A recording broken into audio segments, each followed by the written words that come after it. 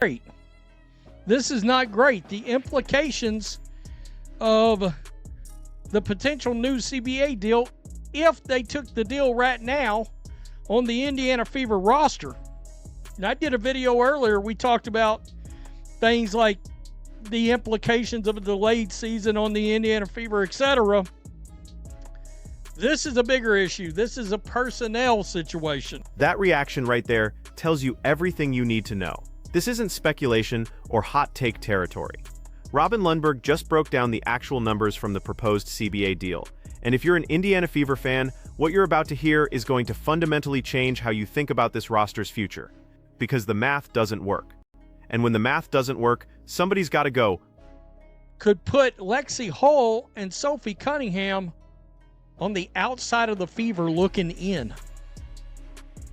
It could cause them to have to go to other teams. And we're talking about two massive fan favorites. And I'm just going to say it. What do you do here? What do you do? Are you going to lose two players for one? Because that's what it sounds like. 2 players for 1.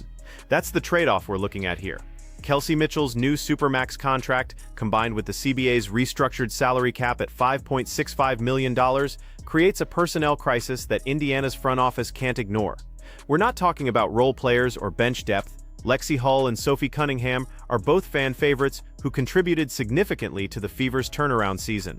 And according to the breakdown from Amy Costabile at Front Office Sports, the numbers suggest both of them could be on the outside looking in once Mitchell signs that new deal. Pieces. Caitlin Clark and Aaliyah Boston will eventually move on from their rookie contracts. It's my understanding Aaliyah Boston's salary is going to go way up, too. And that could end up being a real issue. That first factor that will have immediate implications as soon as the league and the Players Association finally come to terms on the new CBA. This is because salaries for players are set to skyrocket in the new deal, potentially creating roster-building squeeze under the salary cap. Amy Costabile of Front Office Sports broke down the numbers. I read this article. Here's where it gets complicated. Under the new CBA proposal, max salaries jump to $1 million. The average player salary approaches $500,000. Kelsey Mitchell's current base salary is $250,000 in 2025. Her new contract will be worth more than 4 times that amount and will consume a significantly higher percentage of the cap than it does right now. Now add Caitlin Clark's rookie deal and Aaliyah Boston's contract into the equation. Those 3 salaries alone leave Indiana with substantially less than the new average player salary to fill out the remaining roster spots. And here's the kicker. Only Clark, Boston, and last year's rookie Michaela Timpson are currently under contract. Everyone else hits free agency. Only Clark, Boston, and last year's rookie Michaela Timpson are currently under contract, which means key contributors like Lexie Hull and Sophie Cunningham will also be on the market. Hull is a restricted free agent, which means Indiana can match any offers she receives, but her hustle and shooting has proven to be worth more than an average player. While Cunningham, who has made it clear she hopes to be back with the team, has also expressed desire for a more secure contract. Lexie Hull is a restricted free agent, which means Indiana can match any offer she receives from another team. But her three-point shooting and defensive hustle have proven she's worth more than an average player salary. Sophie Cunningham has publicly stated she wants to return to the Fever, but she's also made it clear she's looking for a more secure contract after years of bouncing around the league. The front office is staring down a decision that has no good answer. Sign Mitchell to the Supermax she's earned, and you're likely losing at least one of your core rotation players, maybe both. Let Mitchell walk, and you're telling Caitlin Clark that management isn't willing to build a championship contender around her. But when they are up for extensions, things could become much more difficult.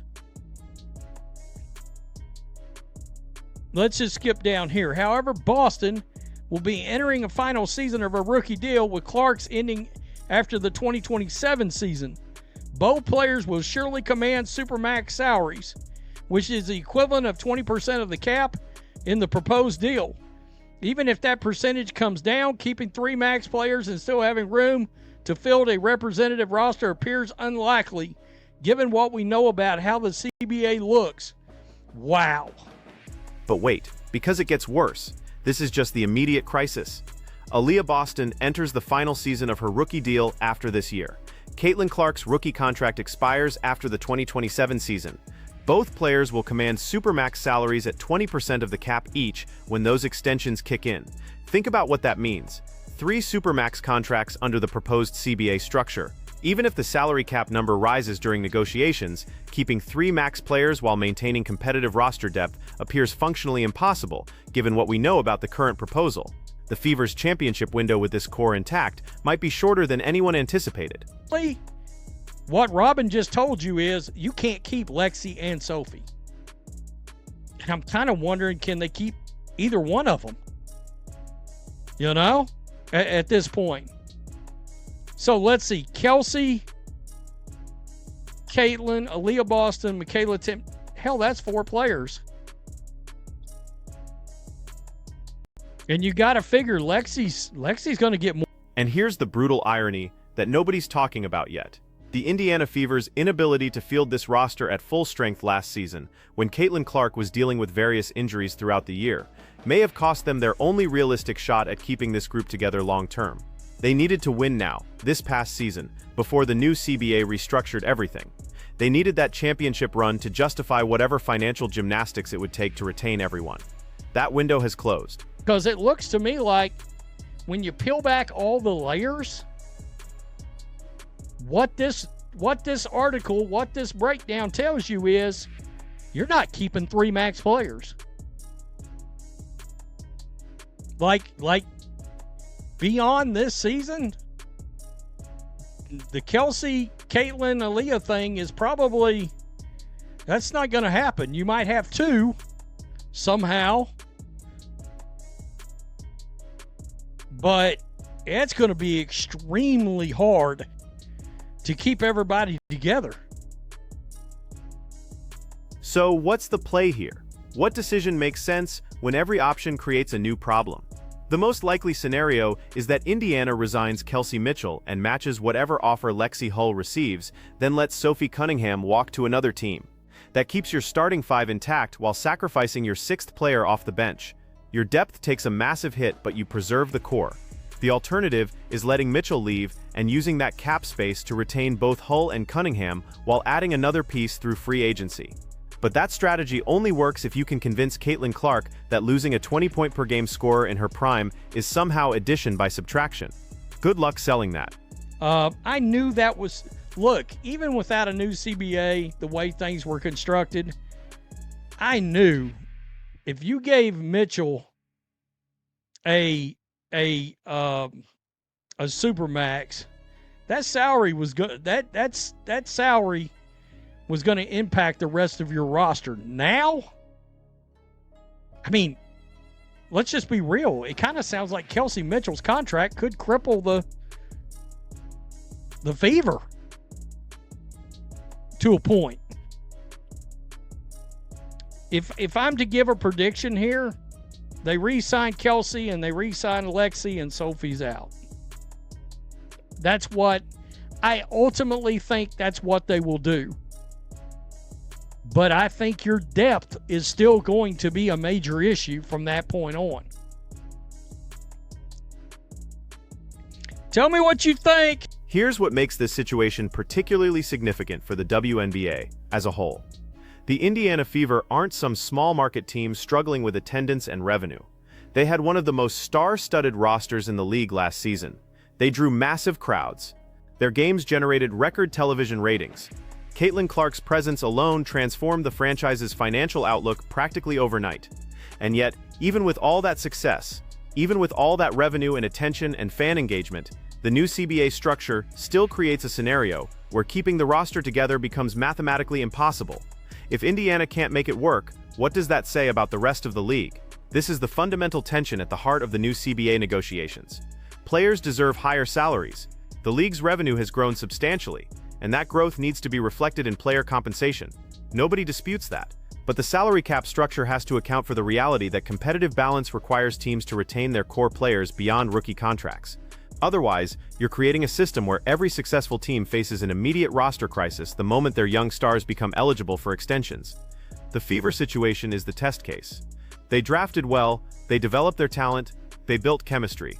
They created one of the most exciting teams in professional basketball, and now the financial structure of the league is forcing them to dismantle it piece by piece. Let's talk about Kelsey Mitchell specifically, because her contract situation illustrates the broader problem. She's been with Indiana since 2018. She's averaged over 17 points per game for her career. She's a two-time All-Star. She's exactly the kind of veteran presence you want alongside young superstars like Clark and Boston. Her production and leadership are irreplaceable, but her Supermax contract, which she absolutely deserves based on her performance, effectively prices out multiple rotation players who also contributed to the team's success. It's not Mitchell's fault. She earned that money, but the cap structure creates a zero-sum game where paying one player what they're worth means losing other players who are also valuable. And here's the thing about beat reporters and front office executives who cover this league closely. They saw this coming. Amy Costable's breakdown in front office sports wasn't speculative analysis. She ran the actual numbers based on the proposed CBA terms. The math is the math. $5.65 million salary cap, minus 3 max or near max contracts, minus the minimum salaries required to fill out a 12-player roster. The numbers don't leave room for both Hull and Cunningham at market value. Indiana's general manager has to be running these calculations constantly. Every conversation with agents, every contract negotiation, every roster decision is happening against the backdrop of knowing that the current core is temporary. You can't build long-term strategy when the financial foundation keeps shifting. Now compare this situation to what we see in the NBA. Yes, the NBA has luxury tax implications and repeater penalties that create their own roster construction challenges. But NBA teams can go over the cap to retain their own players through bird rights. They have mechanisms that allow competitive teams to stay competitive even when multiple players command max contracts. The WNBA's hard cap creates a completely different dynamic. The proposed CBA was supposed to solve problems. Higher minimum salaries, better benefits, increased revenue sharing, improved travel conditions. All of that is necessary and overdue. But if the salary cap structure doesn't account for roster continuity, you're creating a new problem while solving the old ones. You're forcing teams to choose between paying stars what they deserve and maintaining the depth required to actually compete for championships. Watch that initial reaction again from the beginning of this video. That's not surprise. That's the realization that this roster, as currently constructed, has an expiration date, and that expiration date is a lot sooner than Fever fans want to acknowledge. The Indiana Fever's front office has some brutal decisions ahead. Sign Mitchell and lose depth. Let Mitchell walk and damage your relationship with your franchise player. Try to negotiate team-friendly deals, and risk insulting players who have other options in free agency. There's no clean solution here, and this dynamic is going to play out across the entire league as the new CBA takes effect. Every team with young stars on rookie contracts is looking at Indiana right now and running their own numbers. Every general manager is trying to figure out how to build sustainable success under a cap structure that makes sustainability nearly impossible. So here's the question that matters. Was the Fever's window always going to be this small? Or did the new CBA accelerate a crisis that better planning could have avoided? Because if this is just the inevitable result of having multiple stars on the same roster under a hard cap, then we need to have a much bigger conversation about whether the WNBA's financial structure actually supports the kind of competitive balance the league claims to want. Fever fans watching this need to prepare for a roster that looks significantly different next season. Whether it's Sophie Cunningham signing elsewhere, or Lexie Hull getting an offer Indiana can't match, or some other domino falling that we haven't anticipated yet, change is coming. The only question is how much change, and whether the front office can navigate these constraints without destroying the chemistry that made this team special in the first place.